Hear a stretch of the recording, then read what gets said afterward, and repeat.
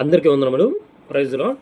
మిత్రులారా, ప్రియమైన దేవుని బిడ్డలారా, ఆదివారంలో చర్చికి టైంకి వెళ్ళి ముందు కూర్చొని పాటలు పాడి వాక్యం విని ప్రభు బలలో పాల్గొని కానుక సమర్పించి ఇంటికి వచ్చేస్తే అది కాదు.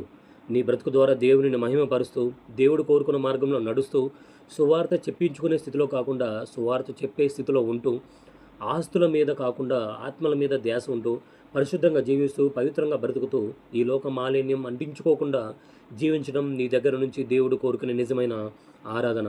పాస్టర్లమని, సంఘ కాపరులమని, రెవరెన్స్ అని, బిషప్లని, బ్రదర్స్ అని పిలిపించుకుంటున్న సేవకులారా, మీరు దృష్టి పెట్టి చేయాల్సింది ఆస్తుల సంపాదన కాదు, ఆత్మల సంపాదన.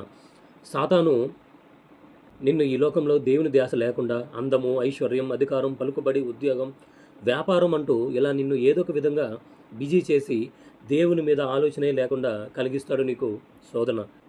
ఆ శోధనను ఎలా గెలవాలి, దేవునికి ఎలా దగ్గరవ్వాలి, దేవునిని ఎలా సంతోషపరచాలి, పరలోకం చేరగలిగే మార్గం ఏంటి అనే అనేక విషయాలను తెలుపుతుంది బైబిల్ బోధన.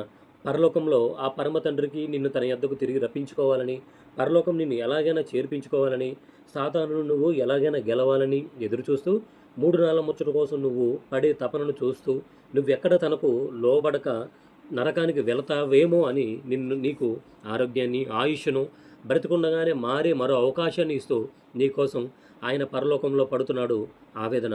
ఆయన ఇచ్చిన ఆరోగ్యాన్ని, ఆయుష్ను సాతాను కోసం అంటే మందు, చిందు, విందు అంటూ వినియోగిస్తూ మార్పు చెందే అవకాశాన్ని కూడా త్రోసివేస్తే నరకంలో తప్పదు నీకు తీరని వేదన.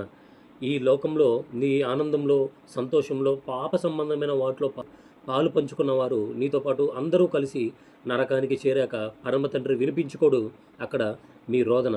బ్రతికినంతకాలం జీవితంలో అన్నీ ఇచ్చిన దేవునిని సంతోషపెట్టక, సువార్థికుల ద్వారా హెచ్చరించినా పట్టించుకోక, కుటుంబంతో, బంధుమిత్రులతో కలిసి పాప ప్రేరేపితమైన వాటిని అంటే సినిమాలు, సీరియళ్ళు, టీవీ షోలు, యూట్యూబ్లు అంటూ చెత్త వీడియోస్ చూస్తూ సంతోషపడిన నీవు వారు తప్పించుకోలేరు నరకంలో ఆక్రందన.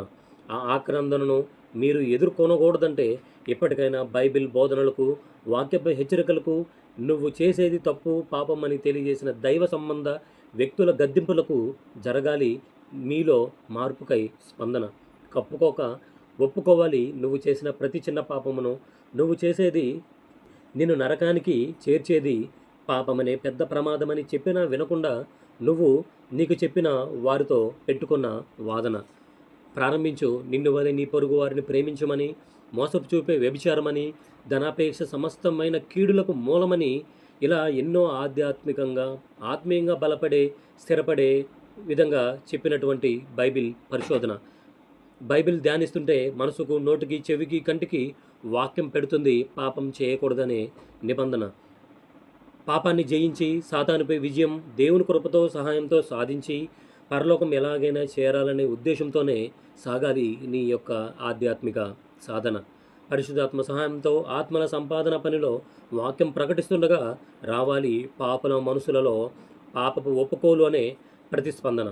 యేసయ్య మాత్రమే పరలోకానికి మార్గం. ఆయన మాదిగల దేవుడు కాదు, సర్వ మానవాళి పాపాల కొరకే వచ్చిన సర్వలోక రక్షకుడని ఖండితంగా ఉండాలి ఎక్కడైనా సరే నీ ప్రతిపాదన. మతోన్మాదులు, నాస్తికులు వేసే వంకర టింకర ప్రశ్నలకు వాక్యంతోనే జరగాలి ఛేదన. సువార్త ప్రయాణంలో, ఆత్మల సంపాదన వేటలో జరిగిన పరిణామాలను ఎప్పటికప్పుడు ఆయనకు సమర్పించు, తెలియచేయి. ప్రార్థన ద్వారా నివేదన. అందరికీ వందనములు.